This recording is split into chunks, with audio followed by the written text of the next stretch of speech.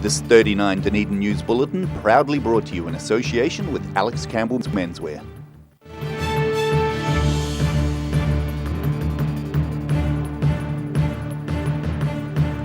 Tonight on 39 Dunedin News, locals aren't happy after the government agrees to the Trans-Pacific Partnership Agreement.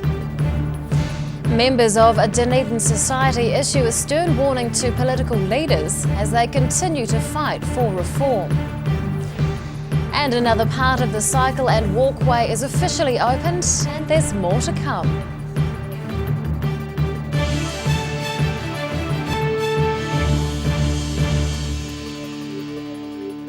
Good evening, Dunedin. I'm Rebecca Dupree. In breaking news, police and the University of Otago are investigating a shooting threat on campus. An anonymous post on a social media website warns people to stay away from the university tomorrow because of a possible shooting. Police are reassuring staff and students and the wider community that they're taking the threat seriously. Local officers are receiving help from specialist police staff and the Wellington-based high-tech crime group. The Trans-Pacific Partnership Agreement has been signed after 5 years of intense negotiations. Trade ministers from the 12 countries involved reached an agreement at the 11th hour, but some locals aren't happy about it. It's a done deal. The hugely controversial TPPA has been finalised, despite nationwide protest. The latest local opposition rally was held just last week. Prime Minister John Key thinks residents will come to see the benefits, but local activists aren't convinced. My response really would be, OK, well, let's see the facts. We know that the government will be wanting to put a positive spin on the TPP. They're very good at that, but we don't believe that they can back that up with facts. When the text of the TPP comes out, that's when we'll see what's really in it. One of the major hold-ups during negotiations was to do with dairy tariffs. Almost all tariffs for New Zealand will be eliminated under the deal, with some exceptions. Other parts of the agreement are still under wraps. Well, the secrecy obviously is a big issue because it just means that we don't know the full details. But what we do know, we know enough about to know that there are serious worries. The government's got 30 days to release the full TPPA text, but there's concern that not all relevant information will be made public. Part of the TPP agreement itself says that they don't have to be released for 4 years after it's signed. So again, pointing out that the secrecy around this deal means that New Zealanders are signing up to something they won't know what it is for a number of years even. The United States and Canada still plan to debate the deal in-house. Calls are being made for that to happen in New Zealand, but there's no plan to do so at present. Ruby McAndrew, 39 Dunedin News. Changes are about to be made to a dangerous intersection near Mosgiel following several crashes. There have been 8 reported crashes at the intersection of Dukes Road and Puddle Alley over the last few years. The most recent crash was in August. Most crashes happened when motorists turning right from the Dukes Road slip lane collided with people travelling north on Puddle Alley. The speed limit along Puddle Alley is 80 kilometres. City Council staff are redesigning the angle of the intersection to improve visibility. They're planning to change give-way signs to stop signs and will also install warning signs. And vegetation will also be cleared away this month. The government is not doing enough to address climate change and political parties must unite on the issue. That's the message from a local society whose plea for reform has fallen on deaf ears. But members aren't giving up hope. Sparking political change. Former Prime Minister Sir Geoffrey Palmer has been in Dunedin delivering a climate change lecture at the university. Really, it's the most important topic that we face on this planet. He's been meeting with local Emeritus Professor Sir Alan Mark, who's leading the National Climate Change Group Wise Response. Members have been lobbying the government for years to be proactive. Everyone, everywhere, has to take this topic much more seriously and do a lot more to combat it. Wise Response says locals must do their bit to reduce carbon emissions, but political parties also have to unite on the issue. It's going to be around for the next 30 or 40 years in a big way. It's going to affect our public policy in every way, and we need to have a combined approach that doesn't change every time the government changes. They say Dunedin's leading the way with so many local scientists and climate change experts, but the country's leaders aren't listening. New Zealand has an important role to play, and New Zealand's role to date has been lamentable, really. Others have called it a drag on the system. Wise Response is hoping real progress will start with the next global climate change talks at Paris in December. Because as we all know, the longer we leave it, the more difficult it will be to address it, and the more serious will be the issues when we finally face up to it. It's a passionate plea to safeguard the environment for future generations. Rosie Mannins, 39, Dunedin News. Investigations are being launched into yesterday's large chemical spill inside the Cadbury chocolate factory. Hundreds of people were evacuated from the factory and neighbouring buildings as a result of the leak. Emergency services were called to respond about 1:30 p.m. The significant ammonia gas leak took several hours to clean up. Cadbury's parent company, Mondelez, is investigating how the leak happened. WorkSafe New Zealand is also looking into whether it needs to conduct an independent investigation. No one was injured, although firefighters had to wear hazmat suits and take decontamination showers. It's now easier to get around the city on foot. The Mayor has just opened a new cycle and walkway connecting parts of the harbour and the CBD, but it's only a small part of a much bigger scheme. Connecting the city to the sea. These contractors and council staff are enjoying years of hard work come to fruition. It's part of the council's aim to create a safer and more open city. We know we've got one of the worst safety records in the country as a city, but it also addresses commuter demand, visitor demand, recreational demand. People just want to be able to bike more safely on our roads, and until they can, they won't. This cycleway connects the east and west sides of the inner city around the harbour, creating a link to Forsyth Bar Stadium. It's a link to the Port Chalmers cycle and walkway being built. Ultimately, we want a cycleway from Otako right round to Aramoana. But the inner city part of it was always in two disconnected bits, the eastern and the western part. This connects those bits. The ratepayer-funded cycleway has cost just under $500,000. But staff say it's a vital investment that promotes accessibility. I think it's really neat that the city is embracing being a connected city for all people, and so while we've got a brilliant roading network, there's a lot of people who can't drive or won't drive, and this is about making it available for kids, for old people to get around Dunedin and those that just choose to. The new pathway is one of several being built for the council's strategic cycle network. More routes are being planned for completion over coming years. Annabelle Dick, 39 Dunedin News. Still to come on 39 Dunedin News, we meet the 2016 president of the Otago University Students Association, and we'll find out if power has been reconnected for residents affected by Sunday's high winds.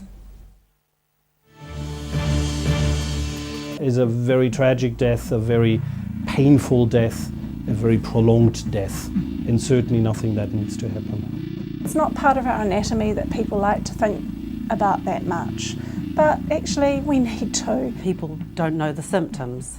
About half of people you ask don't know the symptoms of the disease, and that makes them very much at risk of dying from the disease or having a much poorer outcome, because the disease is very curable if it's caught early. Every reason, every season, we're proud to dress the region. Alex Campbell Menswear, it fits. Mosgiel Mowers Plus can help you with products to make your garden maintenance jobs easier. Lawn mowers, ride-ons, chainsaws, line trimmers. Sales and service are our specialty. Mosgiel Mowers Plus. Phone 489 3572 22B Gordon Road, Mosgiel. Wake up time And another frantic day ahead for Haraway's Oat Singles. With 3 delicious flavours in each pack, they don't last long with this family. They're so convenient and tasty, and they're ready in seconds. Haraway's Oat Singles are the ideal breakfast or snack on the run for today's busy families. And there's a flavour to suit everyone. Beat the rush and make sure you get your favourite flavour. Haraway's Oat Singles. Try new Kiwi Favourites Caramel Variety Pack. Big Orange, for all your movies, records, books and games. Pre-loved needs and vinyl records, 45s, DVDs. A South Dunedin family-owned business for over 15 years. Check us out on Facebook, opposite Westpac on the sunny side of King Edward Street. Mobility Scooters Otago. Mobility scooters, new and used. Electric manual wheelchairs, strollers and walkers. Free home demonstration and delivery. Call Tony on 03 455 2875 or visit our showroom, 211 King Edward Street, opposite Westpac. 128 tracks, dynamic automation, dual faders, and totally digital. This is state-of-the-art music production. The SSL Digital Console. You'll find one in the BBC studios in London, another at CBS studios in New York, and now one at the University of Otago. It's a good reason why our sound now sounds even better. My name is Maddie Parkins Craig, and this is my place in the world. Take your place in the world. At your locally owned and operated Veggie Boys store, we've got fresh produce daily, fruit, veggies and more. Competitive prices are just one of the reasons people come to us in all seasons. Convenient locations and friendly crew, Veggie Boys Dunedin, come try something new. Stores in the north, the south, be our guest, Centre City as well to serve you the best. Daily specials on produce that are hard to beat, all tasty and healthy and all good to eat. Don't forget we've also got your milk, bread and meat. Veggie Boys Dunedin, you're guaranteed a treat. Active Furnishers Limited, home of quality service with superior product and an in-house design team who are always happy to advise and create an imaginative solution for you. Active Furnishers Limited, part of Dunedin's design history.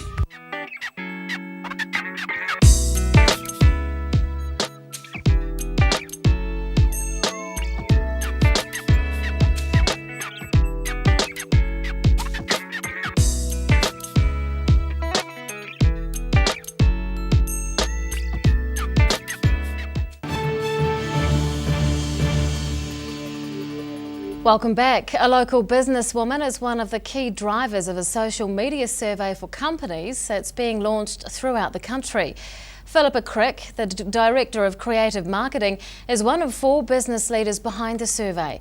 They're aiming to gauge how successful social media is for New Zealand companies. It's the first survey of its kind nationwide, and it's aimed at creating a benchmark for businesses in terms of how social media is used and to what effect. And on that note, let's take a look at today's markets. The NZX 50 has closed the day up 38 points, it's now at 5,668. The FTSE is up 169 points. To the exchange rates, and the Kiwi dollar is down against all the currencies we follow.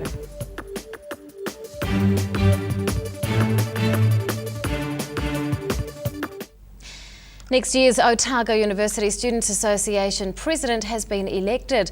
Laura Harris is the successful candidate and she's here to tell us about her plans in the role.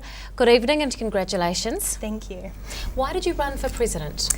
I believe OUSA is a vehicle that can provide a lot of positive change in the lives of students, and that I have a lot of leadership skills that I believe can drive a team to make those changes. What do you think are the main issues that are facing students?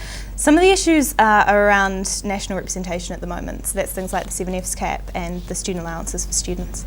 How do you plan to address those issues? Several different ways, including a lot of active campaigns and unifying the student voice so that the government know that it is something that we care strongly about and that we'd like to see change. What else are you hoping to achieve in this role? We've got several smaller service policies that we'd quite like to see happen. So that's things like flu vaccinations, free graduation photos for students, and a 24/7 study space. You've held some other positions at the OUSA? Yes, yeah. I was the education officer last year, and I've also managed the RUOK program for the last 2 years and been involved in it for 4. How do you feel that you've made a difference already? I think particularly in terms of the campaign, we've really inspired students to realise that we do care about their voice and that we are willing to engage on a student personal level to make those changes happen. Yeah. What do you think are some of the OUSA's biggest challenges next year? Probably the 7Fs cap is the biggest one. It's been such an ongoing issue and struggle for medical students and a lot of postgraduate students alike. And that is something that we'll be fighting really hard to see change within the span of a year. Can you give us a bit of background into that? So the 7Fs cap is 7 equivalent full-time study points, which means that once students breach that point, they can no longer get student allowance or a student loan to cover their degree, which means that postgraduate medical students that enter at a postgraduate level are all of a sudden cut off when they get to their final year of study, which means that they leave without any degree or qualification, or they have to front up $15,000 to afford that degree. Is there anything that the OUSA needs to improve on? OUSA already provides several fantastic services for students, and it provides many events that also are really beneficial to student life. But there are things that my executive believe that we can add to OUSA's agenda and hopefully see implemented, just new, more current ideas. How do you feel about the OUSA cutting ties with the National Union? When OUSA removed its membership from NZUSA, it was done so with the proviso that another unified system would be put in its place. That hasn't happened yet, and so the issue we now face is OUSA having no national voice in that sphere, which isn't okay, and that is something we'd like to see change.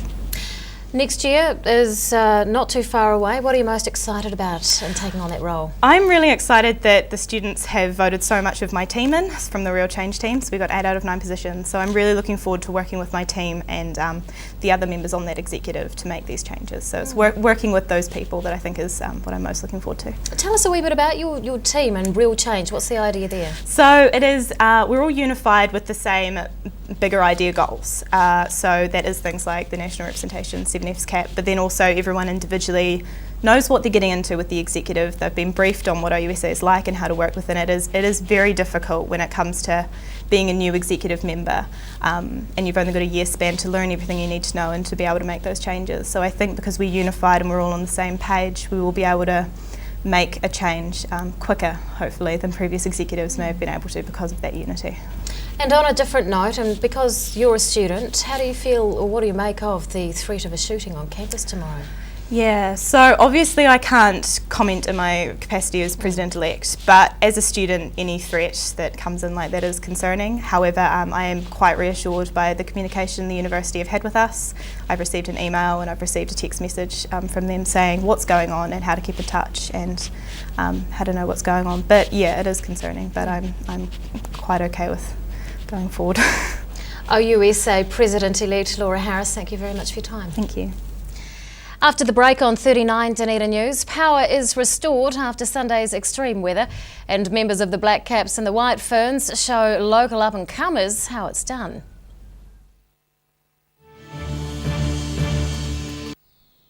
Sir Bob Charles, New Zealand's greatest golfer and still going strong. I'm sure that Sportsville was a contributing factor to my success and I'll continue to use it. Sir Bob Charles Sportsville, a product so good he puts his name to it. Well, I believe Sportsville helps maintain your quality of life. Now being used by active men and women globally to support strength and mobility. It works for me. Sir Bob Charles Sportsville in the new All Black Pack. Call now for the Sportsville special 0800 502 402.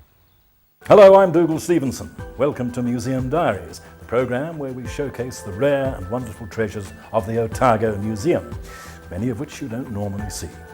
On the show, we find out about crayfish, wasps, and gummy sharks. Scott Reeves brings in weapons from the Indian subcontinent. We discuss the impact introduced mammals have on New Zealand's native wildlife, and we talk preventive conservation with Lisa Yates.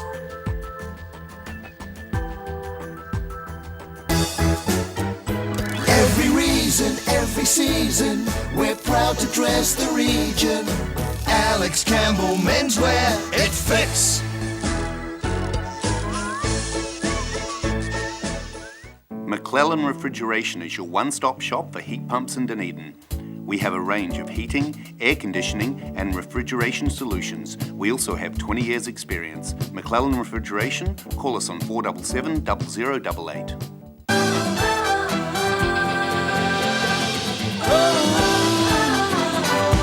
Yeah, we're heading down George Street, down B, tip of the hat to the people we meet, and southern skies. Take your place, take your place, take your place.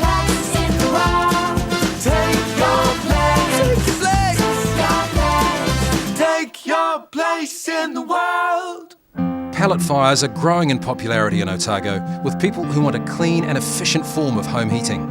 The sight of a burning flame without the problems of chopping, stacking and carting wood around is a winner. Pellet fires, so easy, so efficient. Big Orange for all your movies, records, books and games. Pre-loved needs and vinyl records, 45s, DVDs. A South Dunedin family-owned business for over 15 years. Check us out on Facebook, opposite Westpac on the sunny side of King Edward Street. At your locally owned and operated Veggie Boys store, we've got fresh produce daily, fruit, veggies and more. Competitive prices is just one of the reasons people come to us in all seasons. Convenient locations and friendly crew, Veggie Boys Dunedin, come try something new. Stores in the north, the south, be our guest, Centre City as well to serve you the best. Daily specials on produce that are hard to beat, all tasty and healthy and all good to eat. Don't forget we've also got your milk, bread and meat. Veggie Boys Dunedin, you're guaranteed a treat. Hedges are something we almost take for granted. A good hedge needs regular maintenance to look its best and to add value and character to your property. For all your hedge care needs, call the team at SGC Services on 0800 783 453. Pregnant? Need to talk? 24 hours a day, 7 days a week. Pregnancy counselling services are here to help. It's free, it's confidential. Call us now on 0800 773 462.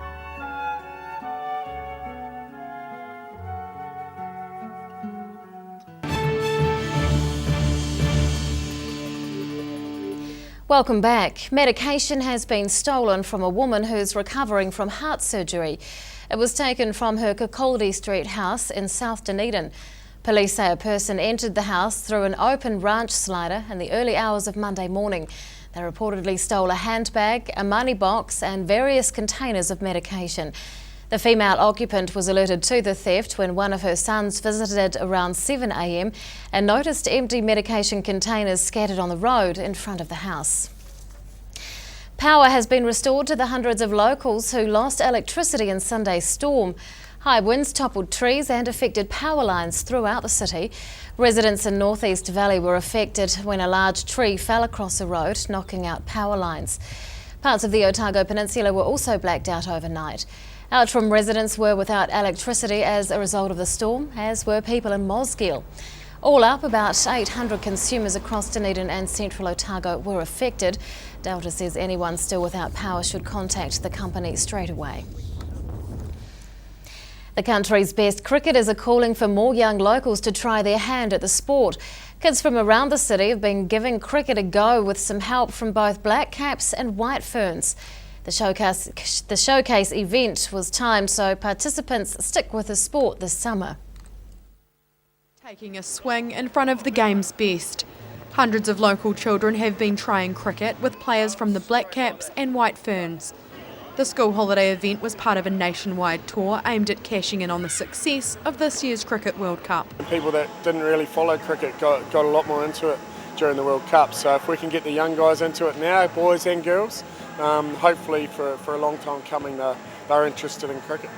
Children and a few eager parents enjoyed taking the chance to bowl and bat against the international cricketers. These youngsters didn't need much convincing to give everything on offer a go, with their love of the game fairly obvious. I watch it and I practice. I like batting. I've liked how they've put the nets up over there and how you can practice your bowl, throat fielding and batting over there. There's lots of awesome things around here. It's actually been really fun. I like throwing. The workshop's about raising the profile of cricket in the city, especially with the summer season just beginning. Organisers say it makes all the difference having well-known players from Dunedin lead the way in promoting the sport. It's probably the most important thing with these types of days is just being role models, and if they choose to play cricket, that's great, and if they're a boy or a girl, it doesn't matter. Professional players were happy to see both boys and girls having a go. The potential future White Ferns were giving their male peers a run for their money. When you're a young girl and you see that girls play cricket, you can relate to that. When it's boys, you might think, oh, it's not for me. So just having those role models for both is really important, and is what gets girls playing when they can, I guess, idolise someone that they see themselves being. Dunedin was almost the last stop on the tour, with one more session in Hamilton later this week. Ruby McAndrew, 39, Dunedin News. And now recapping tonight's top stories on 39 Dunedin News. Some residents are angry the government has signed off on the Trans-Pacific Partnership Agreement, parts of which remain a secret. Local climate change experts are calling on the government to be more proactive in working to reduce the country's carbon emissions. And a new $500,000 cycling and walking path is now open, linking the east and west sides of the harbour and the CBD. Well, it's time now to find out what's going to be in Wednesday's Otago Daily Times, and Bruce Query joins us. Good evening, Rebecca. Hi, Bruce. Please take over. Police are treating seriously an online threat today to carry out a shooting at the University of Otago in what appears to be the work of a copycat. There are fears for the jobs of 19 workers in Milton at Bruce Woolen Mill as it goes into receivership. Dunedin's push to become one of the world's smart cities is underway. The city's rebranding itself as Gig City 10 months after Dunedin won the Gigatown competition. And we have an amusing tale about a chicken in all this windy weather. Its name is Honey Copernicus, and it was seen blowing past someone's lounge room window. Landed safely in a hedge, I'm told. Oh, wonderful. And in sport? Yes, in sport, New Zealand football has confirmed that it will be bidding for the Women's World Cup after the success of the Under-20s tournament. That's all in tomorrow's ODT. I can't get the image of that flying chicken out of my head. It's very Wizard of Oz. Thank you, Bruce. Time now for local weather. This local weather report proudly brought to you in association with Silverhorn Sportsville. And here is tonight's City View. It's taken of a letterbox apparently melting in the Taieri heat. Around the city at 3 o'clock today, 27 degrees for both the central city and the gardens, 26 for the Taieri. Not quite hot enough to melt a letterbox perhaps. Well, to the situation, and a west to southwest flow will blow over the country all week, although a trough of low pressure will move over us tomorrow. Around some of the main towns in the lower South Island for tomorrow, westerly gales with some rain for Invercargill and Gore, strong westerlies in Te Anau, the rain will ease there, and just cloud for Alexandra with strong nor'westers and highs of between 14 and 18 degrees. Westerly gales with some rain for Queenstown, cloudy in Oamaru, Wanaka and Twizel with strong nor'westers and highs of between 15 and 23 degrees. In Dunedin tonight, mostly cloudy with strong nor'westers, tonight's low 11 degrees. Strong to near gale force nor'westers tomorrow with a few showers early afternoon, then winds will tend cooler southwesterly going for 24 degrees. And on Thursday, a bit of a change, cloudy periods and the odd light shower possible with strong gusty southwesters and a high of just 13. And the Otago Pallet Fires tidal and fishing information. Low tide tomorrow morning is at 5 to 7. High tide follows at 1:45.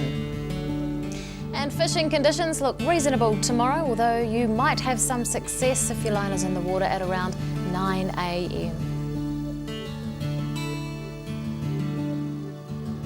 And that's local news for Tuesday. We'll see you tomorrow. Good night.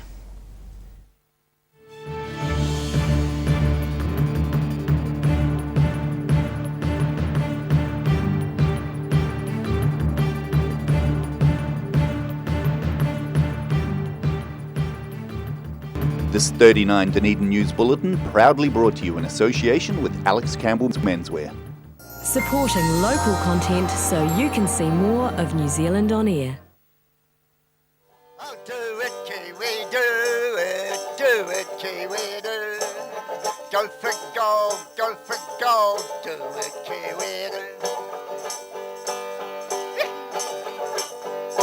Oh, make your dreams come true. Do it, Kiwi, do it, Kiwi, do. Go for gold, do it, Kiwi, do. Go for gold, do it, Kiwi, do. Oh, make your dreams, Kiwi, make your dreams come true. Go for gold, do it, Kiwi, do. Oh, make your dreams come true. Welcome to Southern Attractions Over the next half hour, we'll take you on a virtual tour of the historic city of Dunedin and its magnificent wild landscapes. We'll introduce you to many of the features that make this place so welcoming to visitors. And we hope this show will help you decide how to enjoy our city's many attractions and inform you more about Dunedin and Otago. At 46 degrees south, about halfway between the equator and the South Pole, sits Dunedin, also known as the Edinburgh of the South, or colloquially as Dunners, and the Maori name is Ōtepoti. It's the second largest city in the South Island of New Zealand, and the principal city of the Otago region. It's considered to be one of the 4 main urban centres of New Zealand for historic, cultural and geographic reasons. The Dunedin urban